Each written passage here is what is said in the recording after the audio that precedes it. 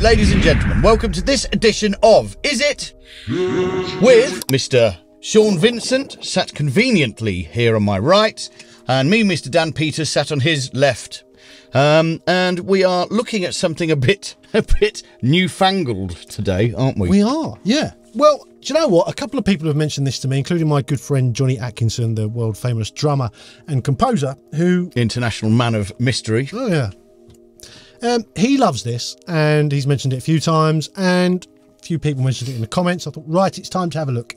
So this is the newfangled audio Invigorate, which is... Sounds like a shower gel. It does sound like a shower gel. And it doesn't look like your average plug-in either. No. The GUI is interesting to say the least. Especially when you realise that this is basically a compressor or a dynamic controller, whatever you want to call it. It's basically a very clever compressor. And the way it works is you've got this thing at the top, which looks a bit like a radar screen. Mm-hmm.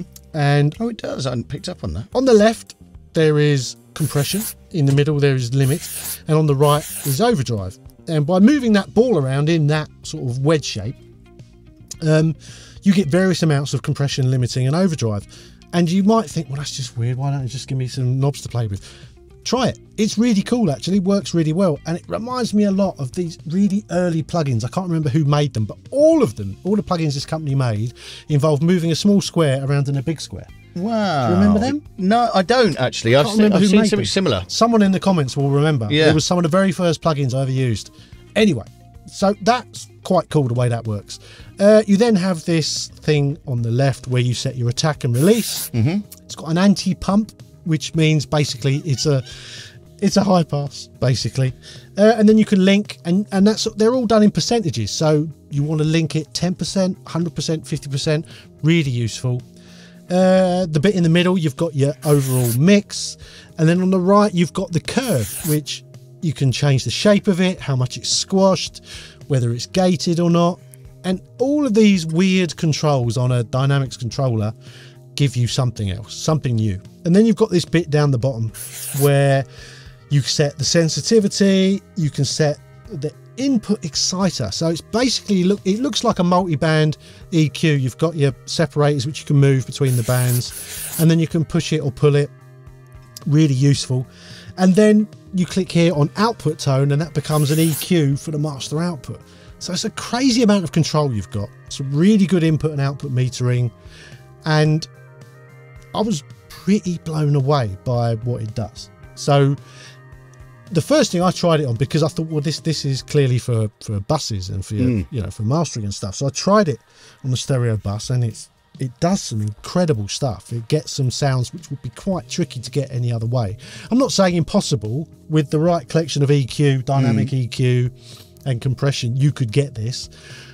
But in one box and you know, quite simply, it was possible to make a mix sound really exciting with this.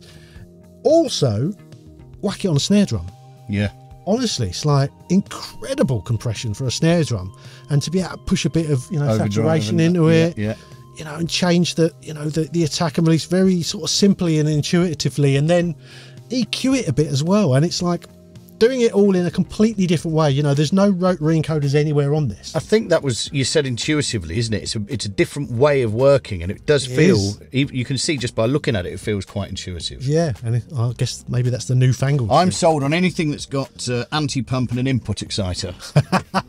That floats your boat. Yeah.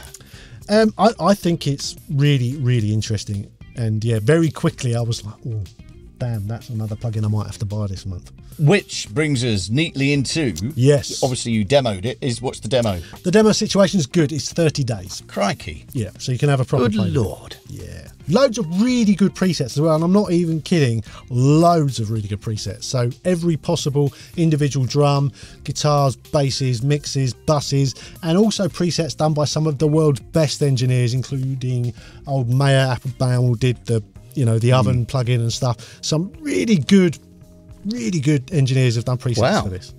Yeah. And how much is it? Well, that's the other shocker. It's £88.50, which I know isn't cheap. That's another weird price, isn't it? Well, I presume it's they've worked it out. $100 or something. Sales, isn't it? Yeah. Yeah. Wow. So yeah, but a deal, you think, for what it is? It's one of those ones where 100% you could get the sounds this gets with a dynamic EQ, an exciter, and a regular compressor. Definitely. But this gives you all those things in one thing with some really cool presets and an interesting interface, which I think encourages you to get new sounds that you might not go for. Very, very cool. Yeah. Very cool. So, Sean. Yes. Again, I think we probably know what the answer is going to be. The newfangled audio Invigorate. Yeah. Radox Invigorate. Is it shit? No, it's really interesting. I can't wait to now go and look at their other stuff, because I think if this is the benchmark, then wow, pretty cool. Excited. I'm going to have a go for sure, especially with 30 days. But before I do, I'm going to ask you to please click like and subscribe. Please do that. Really helps when you subscribe to the channel. We also have an Instagram channel, which is Studio Life 101, and we have a Patreon and a merch stand and a whole bunch of other stuff, and all the links are down there. So we will see you next time on Is It? Adios. Bye.